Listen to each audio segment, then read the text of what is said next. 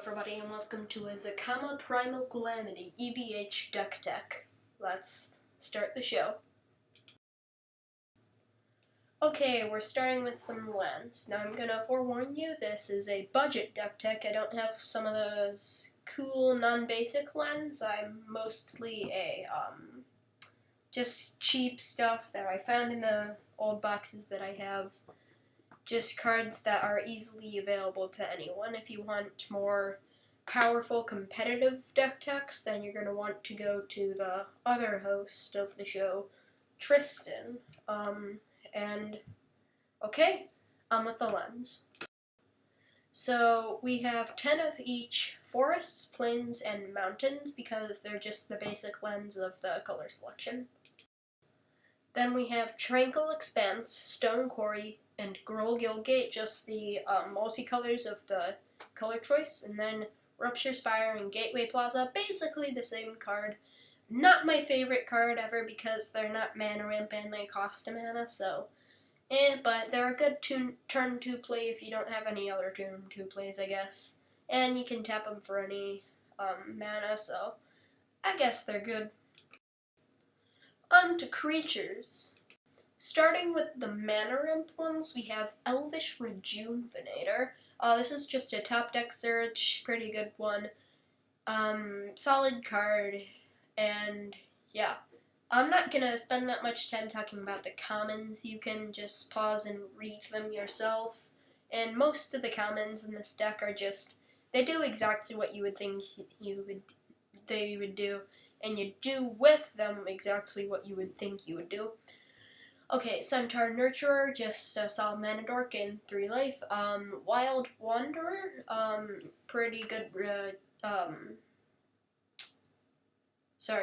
pretty good search card, search land. I don't even know. Elvish Mystic, Land War Elves, if you don't know them, then you're a lost cause. Sorry, that was rude. Whisper of the Wilds, pretty good card. You can tap it for 2 if you have bigger creatures, which is going to be pretty common in this deck, so good card. Arboreal Grazer, good turn 1 play, get that second land on there. And Cerulean Caretaker, not the best mana dork. I actually don't like that. I don't use it that much, but I mean, I just had to throw it in there if you have something like Arboreal Grazer that only had an ETB and you don't use it anymore. But it's a tap 2 creatures for 1 mana. Same thing with Lone Dryad. And then Karametra's Acolyte I really like because you can tap for an amount of green equal to your devotion to green, which is a really good ability because as the game goes on it gets more powerful, so it can be either a early game or a late game card. Either one is great. Paradise Druid, good card. It's a mana dork and it has that little bit of boost that makes it harder to remove with the hexproof as long as it's untapped, but other than that, it's not much different. Okay, on to life gain creatures. Ajani's Pridemate, sorry. I know that Ajani's Pridemate doesn't gain you any life, but I mean, it doesn't fit anywhere else, you'll see, and I mean, of course it's associated with life gain. Solid card, though. Daybreak Chaplain, standard lifelink creature, can be boosted up with some of them auras, so not bad. Impassioned Orator, D's card should be in any life gain. Dwarven Priest, same thing, just gain some life, later gain card. Aerial Responder, really good card. It's pretty cheap, 2/3, but it has that Flying Vigilance lifelink that makes it worth the mana. And then Herald of Faith, basically just has a different version of lifelink, but it's nice, it's in the air. Moving on to our big boys, our tanks. We got Grun the Lonely King, a really good one. He's a 5/5/6 mana, but you can kick him for 3, and he gets 5+1/+1 counters.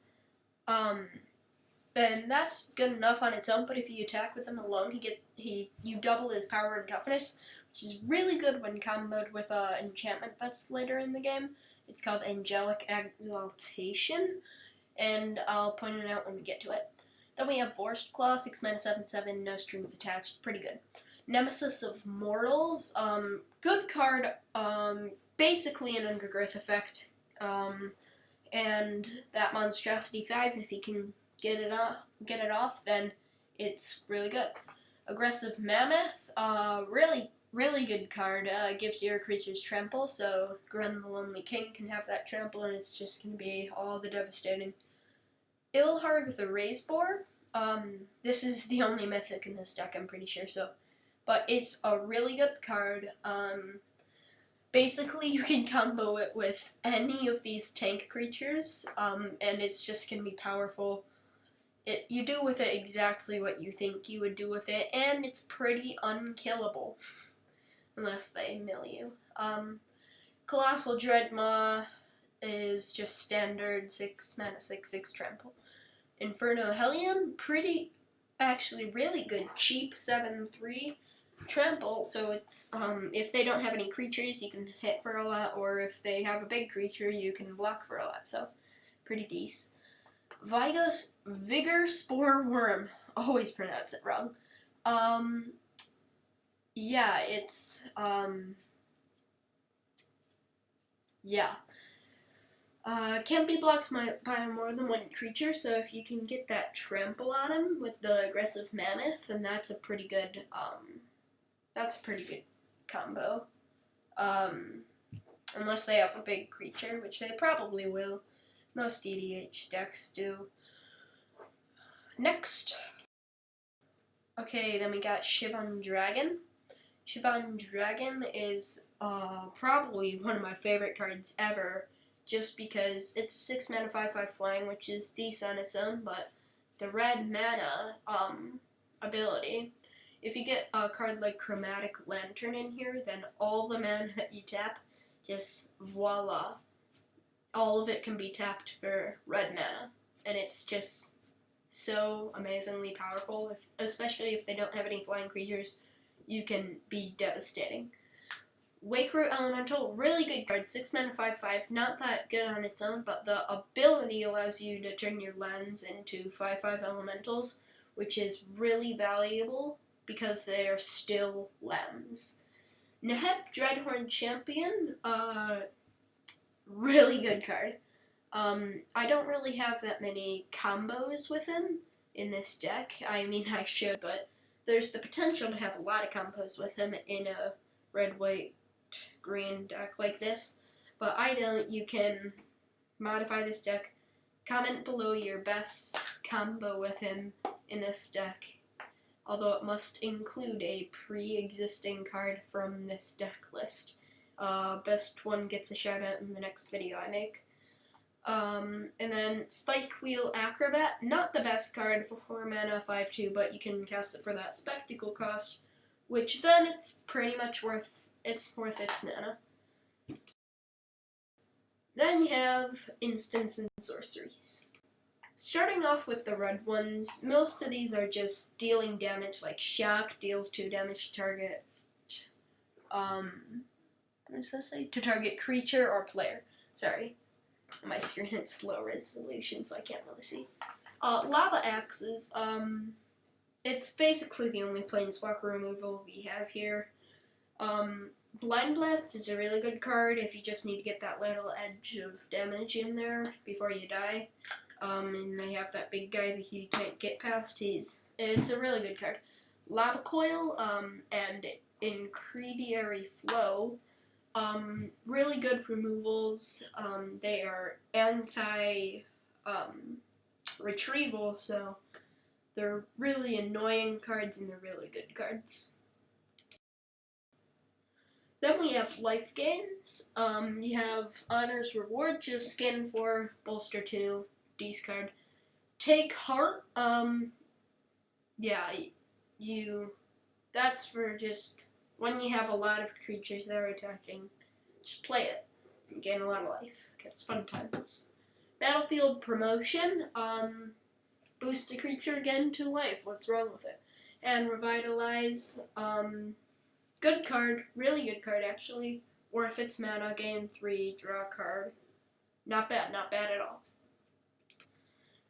Then we have some top deck searches. Both of these are basically the same thing, except Grapple with the Pass is better because it puts them into your graveyard, so you can, if you have a retrieval card, you can get them right back. So that if you have like 2 really good cards, you don't have to choose between them. You could just get the best one, and then you can go back for the other one later. But the other one, you just put them on the bottom of your library, which kind of stinks. Then we have the hijacks, I like to call them. All 3 of them are basically the same card. Gain control of target creature until end of turn. It gains, untap it, and it gains haste until end of turn, except each one of them has a little bit of a boost. Hijack, you can gain control of target artifact instead of creature if you would like, which is good if they have something like Chaos Wand that you can't really get rid of, and you just want them to taste their own medicine. Then Malevolent Whispers, just gives it +2/+0, and it has that Madness ability, which I don't really care about. I've never really cared about Madness. Bond of Passion, you just deal 2 damage to any other target. I don't really think Bond of Passion is worth as much mana as they say it's worth because, I mean, Hijack, you're basically paying an extra 3 just to be able to do 2 damage. Yeah. Yeah. Then we have the retrievals. Only 2 retrieval cards in this deck, which I guess is a little bit undercutting it, but you don't really need that much in this deck because if they kill 1 Goliath, 2 more are coming back. So, you have Regenesis for permanence, and if you want, you can use Recollect just to get Regenesis back. Yeah. Moving on to artifacts. All of these are mana rocks. I'm forewarning you. Okay, so we have the 3 lockets that fit this color selection. Celestia, Boros, and Gruul. Lockets are just solid. Firemind Vessel is a pretty good card. Yeah. You just get 2 mana. It's 4 mana, so it's a little bit costly and enters tapped, but overall it's a pretty decent mana rock. Monolith and Mana Geode are just classics. You gotta throw them in there if you're gonna have mana rocks. Moving on to enchantments. Starting with the auras, we got Sentinel's Mark, pretty good. It gives it +1/+2 in Vigilance. Pretty good, and that Flash is a bonus. Marked by Honor, basically the same thing except +2/+2, or is that +3? I can't read. And has Vigilance. Knight's Pledge is just a solid +2/+2.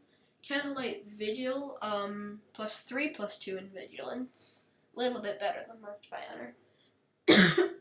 Sorry, I'm a little bit sick. Squire's Devotion, it gets +1/+1 in Lifelink, which is really good. And you get that little vampire. And now we have basically 2 Luminous Bonds, except 1 gains you a little bit of life. Good cards if they have a biggie that you can't do anything about. Then we have 2 other things that don't really fit in. Angelic Exaltation. Now this is the one that I was talking about before. With, what's his name? Grum the Lonely King. When he attacks, you double.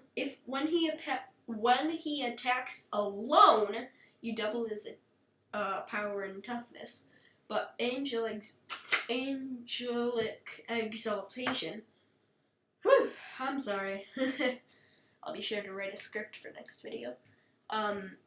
It gives it +X/+X until end of turn, where X is the number of creatures you control, which is really good because that +X/+X is going to be doubled because it gets that +X/+X, but then he doubles his power and toughness, which is going to be really valuable. Unless I'm wrong. Then New Horizons, pretty decent, just boost a creature and get a little bit of mana ramp out of it. Moving on to the last section, the Planeswalkers. First, we have Vivian, Nature's Venture. Really good one to just churn out as many +1/+1 counters as you can. There's a bunch of combos that you can do with +1/+1 counter-based Planeswalkers, or just creatures that can put +1/+1 counters anywhere. Yeah, there are a lot of combos that can be done with that, some of which go infinite. Sarkhan the Masterless is my favorite Planeswalker. It's not that powerful, but it's just my favorite because of the concept. Just turn all your Planeswalkers into 4/4 dragons. If they don't have any flying, it's devastating, but most of the time, it's just annoying. And yeah, it's really, yeah. Also, you can get those 4/4s onto the field with the -3, which is a plus in case you don't have any other flyings in your deck. Then we have Sarkhan Fireblood, which is a really good Planeswalker. The two plus ones are not that good unless you're running dragons, which in that case it's really good. But then the -7 is really good because, yeah, you just want to defend him until you can get that -7. I dare not speak it. Just read it. Read it and you'll understand. And if you're just listening to this like you're listening to a podcast, I'm sorry. Jaya Venerated Fire Mage. I apologize. Actually a pretty decent card, because you get that little bit of a boost on all of those red sources, and we have a lot of red sources in this deck. So it's a pretty decent card. And you got a little bit of a removal. And finally, the Commander. Don't know why I just didn't start with this, but I don't want to re-record this. Okay, so we have Zacama, Primal Calamity. 1 red, 1 green, 1 white, and 6 colorless for a 9/9 legendary creature, Elder Dinosaur. It has Vigilance, Reach, Trample, and when it enters the battlefield, if you cast it, untap all lands you control.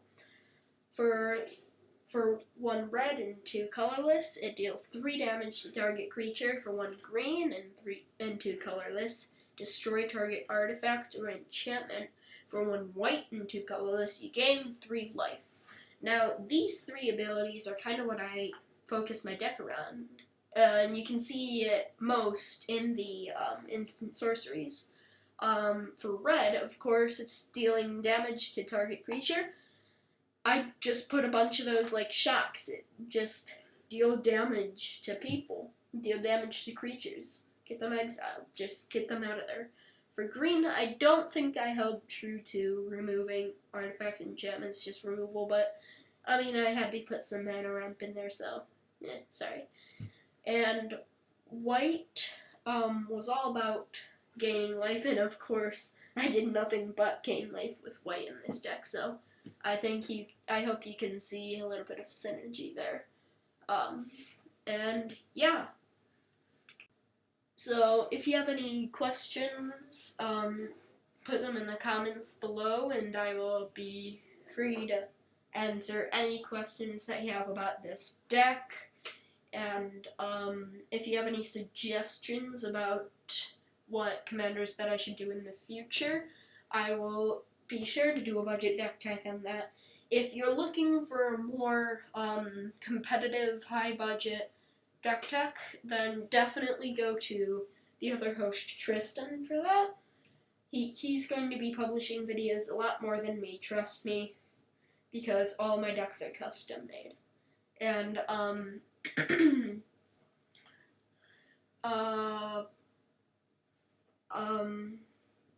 yeah, I guess that just about wraps it up. Be sure to like, comment, and subscribe, and I'll see you in the next video. Matthew, signing out.